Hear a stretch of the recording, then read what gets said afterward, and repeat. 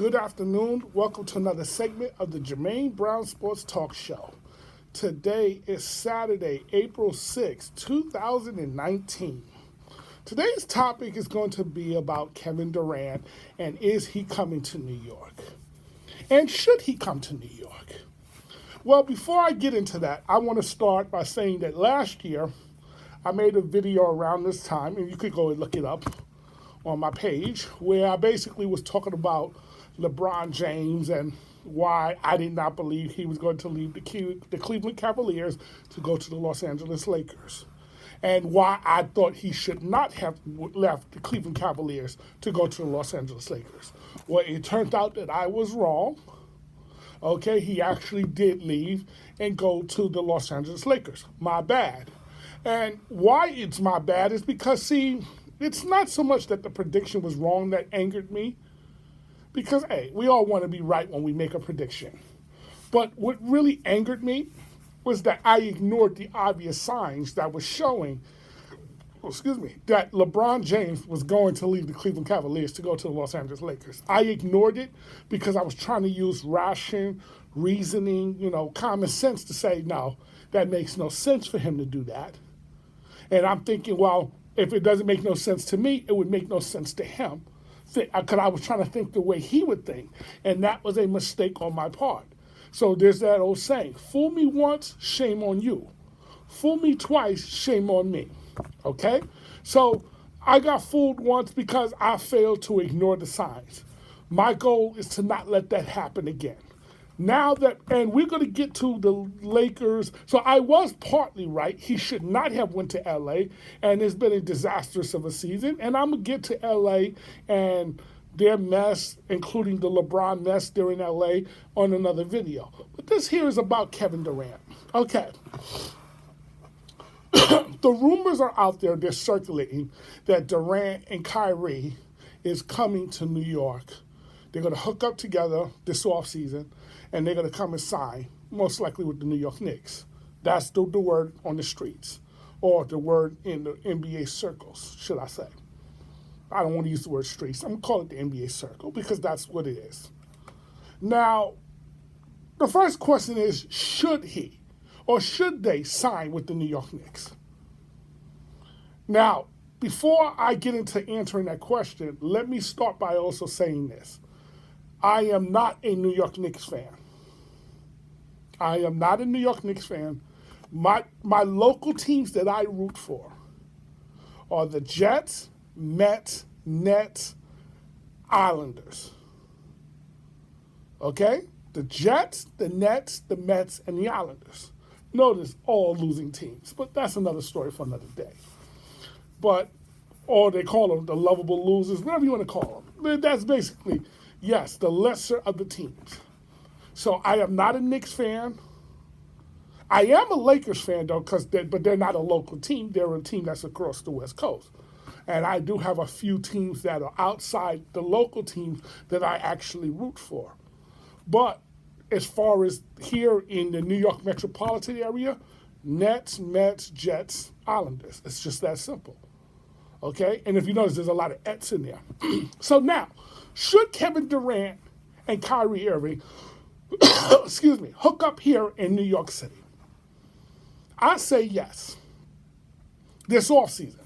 And I say yes. And I'm going to explain to you why. Look at New York as fertile ground. Because New York hasn't won a title since, 73? They haven't been relevant since the 90s, which is over 2 decades ago. So they have been mediocre to really bad for about 2 decades now. And every decade is 10 years. So you look at it and you're saying, well, then, if they've been bad for that long, Jermaine, why would you let them come here to New York? Why come here to New York? Because there is an opportunity that very few people see. Okay? But if they're successful, they just written their own ticket. Because you think of it this way. Other great players who have played in this league, LeBron James, Kobe Bryant, Michael Jordan, the list goes on. and other great players never really took on the challenge of playing here in New York. Especially LeBron, when he became a free agent, he spurred New York to go to Miami, okay, in 2010. And then when he had his free agency this past year, he spurred New York again, but this time to go to LA. Now, for KD and Kyrie, here's why it makes sense for the both of them to come here together. Because their games would mesh well together, and it's the spotlight. The New York is the biggest media market in the world. New York is the biggest media market in the United States. Forget the world, the United States. It's bigger than LA, it's bigger than Chicago, it's bigger than Boston. And why I call this fertile ground is because the Knicks have not been good for over 20 years. They haven't been a champion since 1973. So when you look at it from that aspect, if KD and Kyrie can come here and deliver a championship, they will enter what we call deity status. And this will not be the first time this has happened. I'm going to give you guys a little history lesson. And if you don't watch hockey or have never watched hockey, you're going to have to follow me on this. But just know this, and you can research it for yourself. This is true. Now, Mark Messier is a legend here in New York. Now, when you ask the average hockey person who's the greatest player who have ever played the game, now personally, I don't believe in who's the greatest player to have ever played the game argument. Because first of all, every era is different, the game is different, it's played different. It's officiated different, so it's different. I don't believe in that argument, but others do. So let's hypothetically go with it for a second, just to make my point. People will tell you undoubtedly Wayne Gretzky, but nobody talks about Wayne Gretzky. There's a reason why. Wayne Gretzky won 4 Stanley Cups in a row with the Edmonton Oilers back in the 80s. Okay? Messier was on that team. Okay? There's another player who played here in the New York metropolitan area by the name of Mike Bossy. Now, a lot of people, again, if you don't follow hockey, you don't know who he is. Even a lot of people who follow hockey won't even remember who he was, unless you're an old timer like me. Because, again, I'm an Islander fan, so I would know. Mike Bossy was the captain of the New York Islanders. Now, the New York Islanders play on Long Island at that time, especially at that time.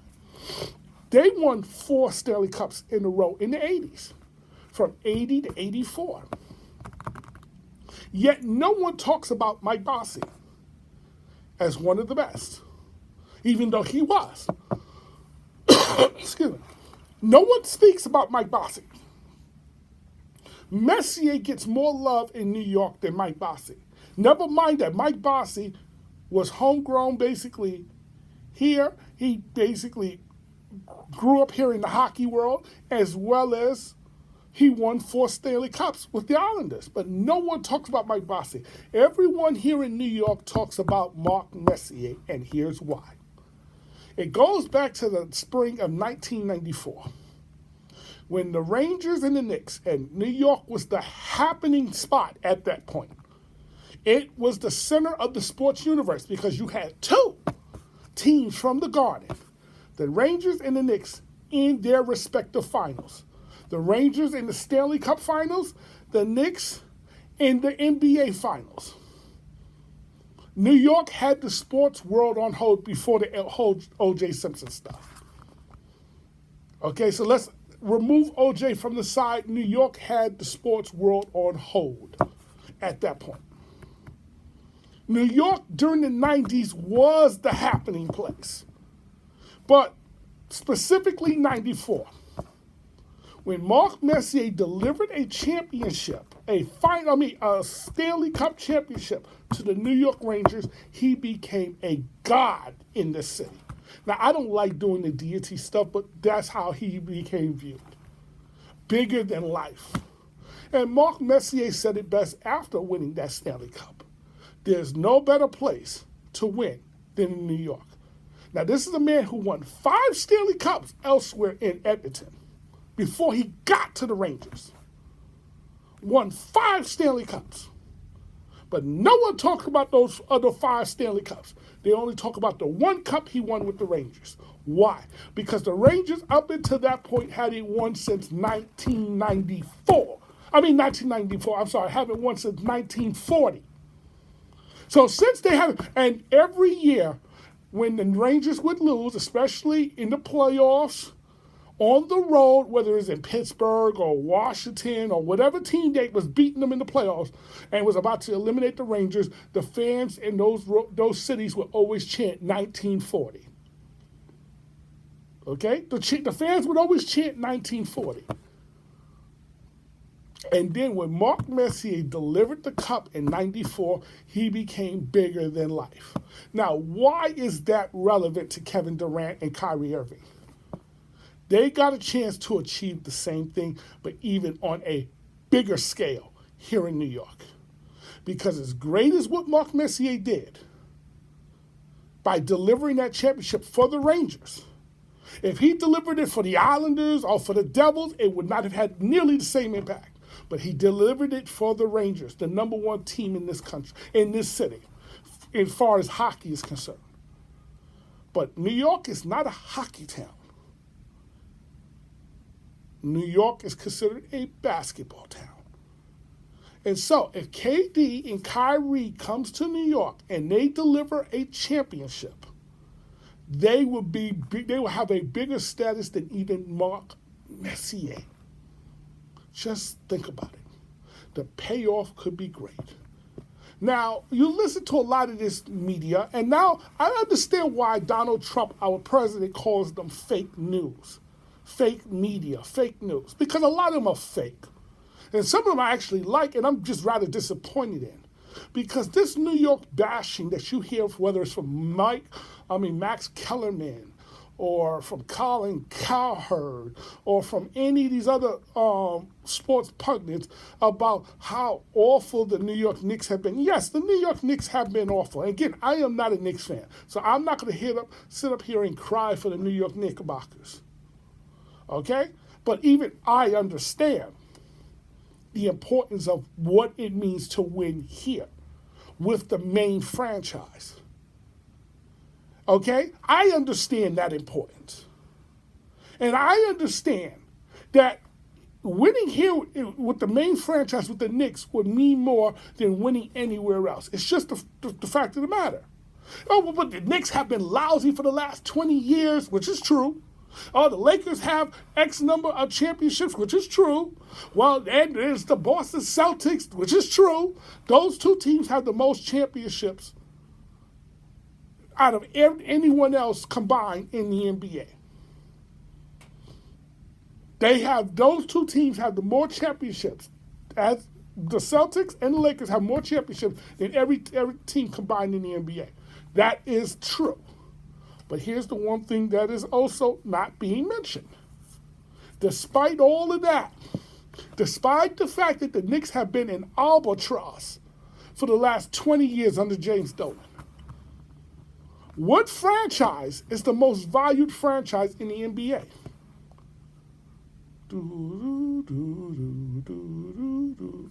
Ding! The New York Knickerbockers. So if they're the most valued franchise in the NBA, that means despite the fact that they haven't done nothing for 20 years, they haven't won a title since 73, they have still been the most valuable franchise in the NBA. So that means their value has not gotten hurt by all the losing. So if that is the case, I'm looking at it this way. If I'm KD and Kyrie, well, New York is fertile ground. Because if I go there and I resurrect that franchise, even if I don't deliver a championship, let's say I get close, Eastern Conference Finals and NBA championships, NBA Finals appearances, we would get treated like those 90s Knicks were. Because, see, the 90s Knicks, folks, outside of Chicago, what team gets talked about more in the 90s than the Knicks? Please tell me. Houston won a title in the 90s. Matter of fact, they even beat the Knicks in the finals in '94, though the Knicks should have won that finals. But that's another argument for another day. Houston won 2 straight finals, '94 and '95. And don't people talk about them? Not nearly as much as they talk about the Bulls and the Knicks. Notice the Knicks, for a team that hasn't won, gets talked about more. So what is that telling me? They still hold center court, despite the fact that they haven't won a championship, anything meaningful since '73. Despite all that, they still hold center court. KD, Kyrie come to New York, and let's say the Knicks end up with the number 1 pick, Zion Williamson. So May 14th is very important here in New York. Okay? They will become the hottest ticket, not only in town, but in the entire NBA. They will become the it team. And if I'm the NBA, this is what I want, because if you want to get the NFL off the back pages of some, let the Knicks be good. The NFL will get off the back pages, because as much as people love the NFL, and the NFL is the number 1 rated sport in this country, that is true. But as far as New York is concerned, this is Knick country. And here in New York, which has the biggest ratings because it's got the most people, they would be a ratings bonanza. The people here in New York will not be able to wait for the NBA season to start. So that means the Jets and Giants immediately goes to the back page. It's just that simple. And so you have a lot of this New York hatred. Well, why would he consider New York? The same people who was criticizing him for going to Golden State say, well, you joined a 73-win team and they've already won a title, which is true. Okay? Some even called it the weakest move by any elite player, which is true. Some people have said that. And yet now some of them saying, oh, why would you go to New York? It's like you can't win either way, folks. Why not New York? Well, James Dolan is that. First of all, folks, let's get a couple of things straight. Number 1, players do not go to a team because of an owner. Let's get that narrative out here, right now. An elite player is not going to pick a team because, they like a particular owner or dislike a particular owner. Because at the end of the day, they're going to still get their money. Now, they will pick a team based off of, number 1, who's potentially going to be playing there. Number 2, the front office. Those things do matter. Does the front office know what they're doing? See, that does matter. But as to who the owner is, players don't really care. Not really. Okay? And so I look at it and I say, okay, why not New York? Well, they can fail. Yes, that is true. That is true. They can fail. Carmelo Anthony, who chooses New York? No marquee guy chooses New York. Now, that's not true because Carmelo Anthony chose New York. And Carmelo at the time was a marquee guy. And he chose New York. Now, not as a free agent. He got traded here because he forced to trade here. Because this is where he wanted to be. Now, that's where I think Carmelo made his mistake, was forcing the trade here rather than coming here as a free agent. But we'll deal with that on another day, another time. But the reality is this. KD and Kyrie in New York would be considered, especially if they end up with Zion Williamson, would be considered box office. Must-see TV. Now, I do believe if the Knicks land that number 1 pick, that's why May 14th is important. I believe, now I haven't heard this anywhere, so this is just me speculating, and I could be wrong on this, but I believe you're going to start hearing, if the Knicks land that number 1 pick, that number 1 pick being shipped to New Orleans for Anthony Davis. Because imagine KD, Kyrie, and AD here in New York. I do believe I could see that scenario. Now, I've heard others say, why not go to Brooklyn? If you're going to go to New York, go to Brooklyn because they're a better team. Or go to the Clippers, go to LA and go to the Clippers. Oh, boy. Oh, I wish I could debate these guys. A few years ago, a guy by the name of James Kramer, and for those who doesn't know, he's a stock guy who comes on CNBC around 6 o'clock every Monday through Friday. Okay? And he delivers stock news and all that other stuff, who I happen to like, by the way. A few years ago, on one of his shows, he tried to disprove that the name brand was any better than the generic brand, the store brand. Until one day he did a taste test, and he was blindfolded. And the producers or the people who set up everything, they had the cereals. I think one of them was Raisin Bran, and then another one was the store Raisin Bran, and then there was another one was, I think, Frosted Flakes, and there was another one that had the store Frosted Flakes or something like that. I forgot what cereal it was, but I believe it was along those lines. And he's doing his taste test, right? And he's blindfolded, so he doesn't know which is which. And then he tastes one, he goes, okay, good. He tastes another one. So he tastes both Raisin Brans. He said, this one is much better. Okay, he put that to the side. Okay, good. This one's much better. He did the same thing with the Frosted Flakes one or whatever cereal he was eating. Boom. And then he tasted the other one. Boom. Oh yeah, this one is much better. And when they said take off your blindfold, takes off his blindfold, which one did he choose? The name brand. He goes, oh, I guess it does make a difference. Of course it does, folks. Now, why am I bringing that story up? Playing for Brooklyn, for the Nets, and playing for the Los Angeles Clippers is like playing for the generic brand, playing for the store brand. Listen, no disrespect to the generic brands, but I'd rather have Kellogg's Frosted Flakes rather than the store brand Frosted Flakes. I'd rather have General Mills cereal rather than the store brand version of General Mills cereal. Because here's why. Brands matter. Warren Buffett calls it a moat, a best of breed. So you got two companies or two competing assets, or in this case, two competing teams in the same city. One is the brand name, the Knicks. Another one is the store brand, the Nets, the generic brand, the Nets. And I'm a Net fan, so I know what I'm talking about here. Would I love KD and Kyrie to come to the Nets? Of course, but that's not the smartest of moves. Because if you're going to come to New York and take on the pressures of playing in New York, then you might as well go to the store brand. I mean, not the store brand, the main brand. Because why? There's more upside. You don't play for the generic. You know what it's like choosing the generic brand?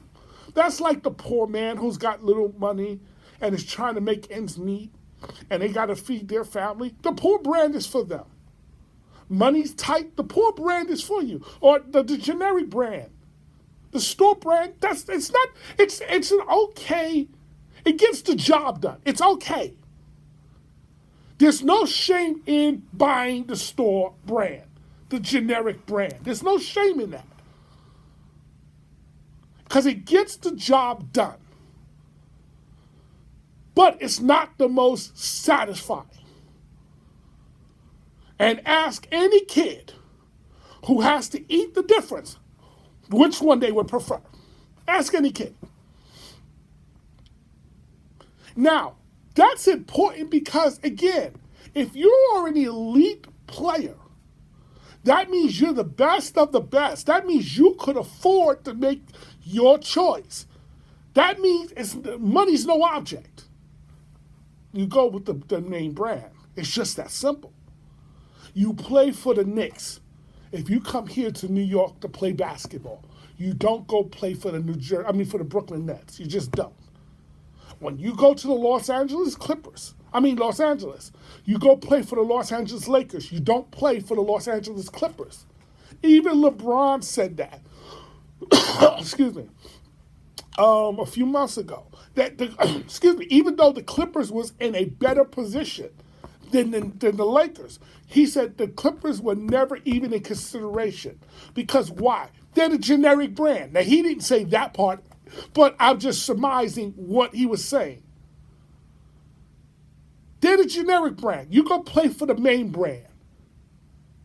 So though he's right in theory, he would have actually been better off playing for the generic brand, given his age and the amount of mileage he put on that body.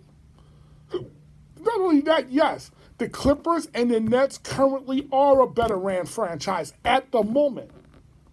But nobody was thinking that a year ago.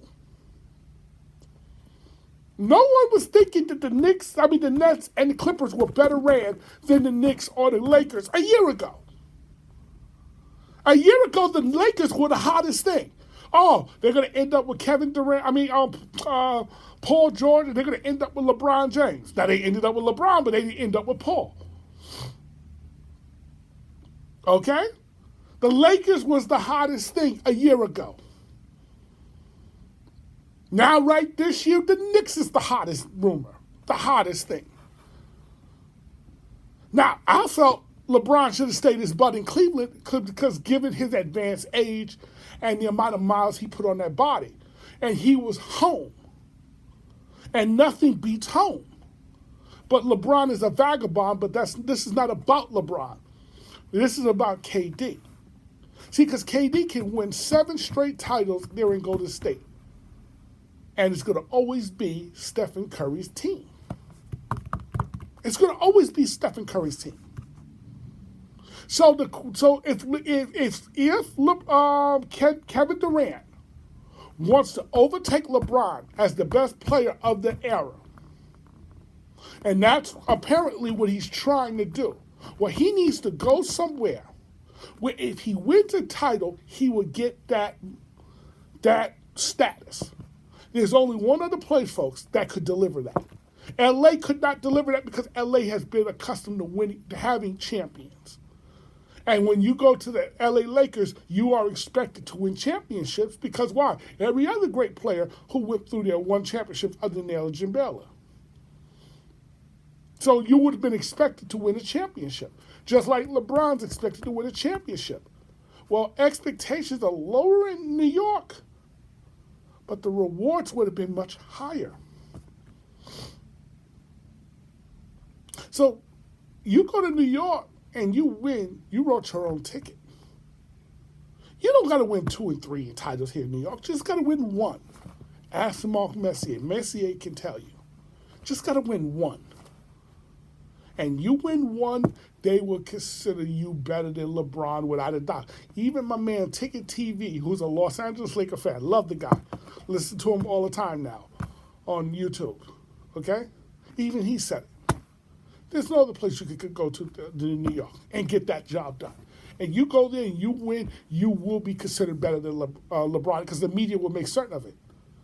And social media will pretty much make certain of it because everyone understands the significance of winning in New York.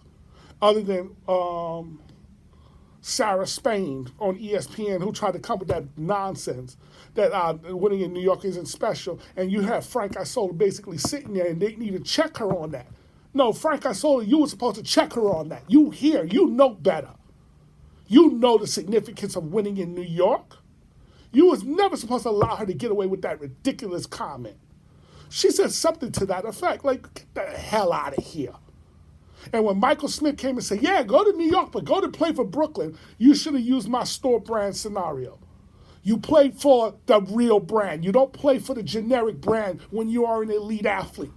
That's okay if you're a Jimmy Butler who's a really good player, or even a great player, but he's not elite. That's fine to go to Brooklyn. It's fine to go to Brooklyn if you are a Boogie Cousins who's a great player, but he's not elite. But if you're elite, you don't choose Brooklyn over the Knicks. You just don't do that. Now, I would love for Kevin Durant to do that, but that would not, in my opinion, if Kevin Durant is trying to get where I think he's trying to get, there's only one place that can deliver that, and that's the Knicks, not the Nets. And so when the Nets come calling, you be respectful, you listen, but you don't make that decision. So we answered the question of, now, should he? Will he? Excuse me. I say yes, he will. Again, if you follow the signs and you're listening to everyone, because that's what I failed to do last year. I failed to do that last year, and I ended up with some egg on my face. Because truthfully, I did not want LeBron in LA. Because unfortunately, I foresaw what was going to come. Now, I didn't foresee the injury, but I said this is not going to end well for him. I believe it'll end a lot better for Durant because Durant's younger. Durant is younger. And unlike LeBron, he didn't have a home. He wasn't home already. Now, could Durant, the only place when I think of home would be OKC. But OKC doesn't have the cap space to sign Durant.